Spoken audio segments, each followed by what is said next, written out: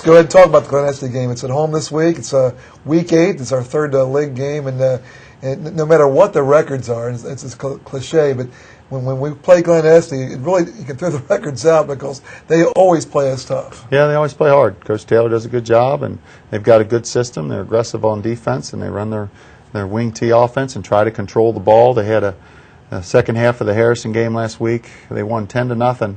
It was 3-0 at halftime, and they proceeded to open the second half with an 11-minute drive. We can't afford to have an 11-minute drive and keep our offense on the sideline. And we've talked about that with our defense. We have to get some stops. We have to get off the field, and that's a huge key for us this week. Along with the special teams, and then offensively, we have to be very productive when we do have the ball. We can't waste opportunities because the game gets a lot shorter. Our games have been long the last couple of weeks with teams throwing the ball. The game could be a lot shorter this week, especially if they're running the clock down and they're not throwing the ball that much. They can throw when they need to. Their quarterback, Seckman's a 3-year starter, and they've got some good backs, and Duncanson and Scardino and Pittman comes over and plays a little fullback when he's not playing linebacker. So they're a very, very good team. I looked at the stats from that game last week when they played Harrison. Glen Este had 8 yards passing. Yeah. So they really racked up, as you said, on the ground with that wing tee. Well, if it's working for them, they'll keep giving it to you, and you have to be able to stop it. Talk a little bit about that. I know you said it's hard to simulate that in practice with your younger team. What other some difficulties in that as far as that wing tee? I mean, when he's got it running and it's running well, it's pretty impressive. Well, there's the precision and the timing that's hard to simulate. The blocking's not as difficult, because a lot of it's just down blocking schemes, and then there's somebody pulling, which isn't, strange. But some of the angles of the handoffs and the timing of it is really what the biggest thing is. And you got to get your defensive kids to be disciplined to read their keys and not stare at the quarterback, or they'll never find the ball. And Glen Este will just get 4 yards and 3 yards and 7 yards and have the ball all night. So you got to be able to step up and make good tackles, and then they'll mix in the pass just enough to keep you honest. Makes it difficult to defend. Does it help that they have good backs like Pittman, Duncanson? Oh, sure. When they have that, if they don't have all three running, it seems like that they don't do it as well as they do when they have the three right. backs. When they have 3 guys back there that are all viable threats, it's definitely makes it difficult.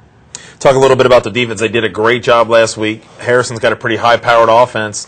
10-0, they held them scoreless. So it's a pretty good job by their defense. Yeah, they're aggressive. They blitz a fair amount, and usually play a 5-2 alignment, but they'll blitz some, play a lot of man-to-man, and they're good tacklers, and they're just tough kids that play the game the right way and play it hard, and they always usually do a pretty good job defending us. I got to watch the game on Fox Sports Ohio when they played Kings, and kind of a neat thing to see that Tyler Burdick, a former graduate of Anderson High School, his son, as a freshman, true freshman, got in a game, and I think he threw a touchdown pass. Was that the game he did that? He threw a touchdown pass, and he's done that rugby type kick. Is that something that you have to watch out for too, because they can either throw or they're going to run? Or well, if you remember, Lakota West did it with Jordan Hicks last year. Yeah. If you have a really athletic kid that can punt, it's not a bad way to go, because you do put pressure on the defense to defend the fake, whether it's a run or a pass, and then you can directional kick it as you rugby punt it and kick it away from somebody. And if you get somebody that's really pretty good at it, that directional kick can be quite helpful. I believe that their field goal kicker was a freshman too. He kicked that 42-yard field goal. They got a good kicking game. Yeah, a real good kicking game. So, again, real quick, we want to bring up the Anderson Alumni Association. That again, is you can go on the website. You can check that out at www.ahsfaa.com. Go on there, sign up. We need a lot of people to try to help out as much as we can. We got the alumni wall with all the footballs on there. You can contact Jeff Giesting. You can contact myself or John Raymond. And really, we just need to get this thing to keep going. And I pretty much, I believe, for the games, they can go down there. Sure. During the games, they got a little area that's roped off for them. So, I don't know. I just think it's going to become a thing that we just need to keep it rolling, I think. Right, and it's just a way for guys to get together and come watch football and talk about how great they were when they played and how much better they were than we are now, and that's fine. That's what it's about. And, get to see, hopefully that the program's still on solid ground and we're progressing and playing good quality football. By the time that this particular show airs, it'll be the week of the Harrison game. Yeah. So if you're watching this show right now, come to the game on Saturday, October 30th at home against Harrison.